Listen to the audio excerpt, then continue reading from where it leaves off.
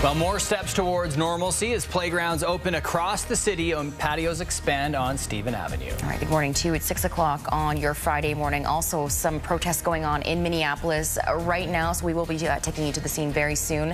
First, a look at weather, though, with Kevin. Calgary, nice weekend in store for us, right? Yes, indeed. It's currently 5 degrees, 8 degrees closer to the airport. Legacy's the fiver. And then we have Drumheller and Brooks at 12. Same story in Milk River, 10 in Lethbridge. It's going to be a pretty lovely weekend ahead if you just happen to enjoy being outdoors, Andrea. Exactly, and I'm looking forward to it. Thanks, Kevin. If you're heading onto the roads this morning, we are currently incident and collision free. I'll also give you an update on gas prices heading into the weekend, just in case you need to fill up. Maybe you're taking a little trip.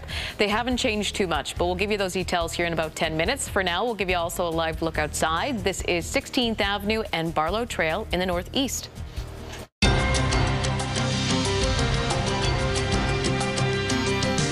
And we begin with developing news. Violent protests have spread across the U.S. as rage grows over the death of George Floyd in police custody. It stems from video that shows him struggling to breathe as a Minneapolis police officer knelt on his neck.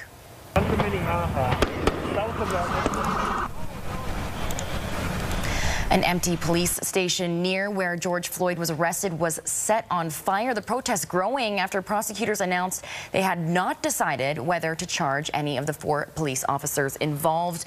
This morning, more than 500 National Guard soldiers are in Minneapolis and the surrounding areas. They are set up at grocery stores and banks. People also taking to the streets last night in Denver, Memphis, Phoenix, and New York City. And in New York, police arresting dozens of people at this protest in New York's Union Square. The crowd chanting, "I can't breathe," which is one of the last things Floyd said.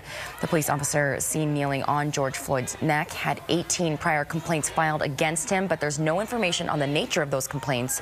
People also taking to the streets last night in Denver, Memphis, and Phoenix. Well, turning closer to home, the city is loosening some COVID-19 restrictions just in time for a warm weekend in Calgary. But even though some playgrounds are reopening and patios are expanding, Mayor Naheed Nenshi is warning we're not out of the woods quite yet. Tim Brooke joining us live from Stanley Park. And Tim, Nenshi wants to remind Calgarians we're still in the midst of a pandemic. That's right, Joelle, and that's why, at least for the time being, we're going to remain in that local state of emergency. But the reality here is things definitely are improving here in our city, so the city has decided to loosen some restrictions in time for the weekend, and they're going to start with about 1,000 playgrounds that are currently surrounded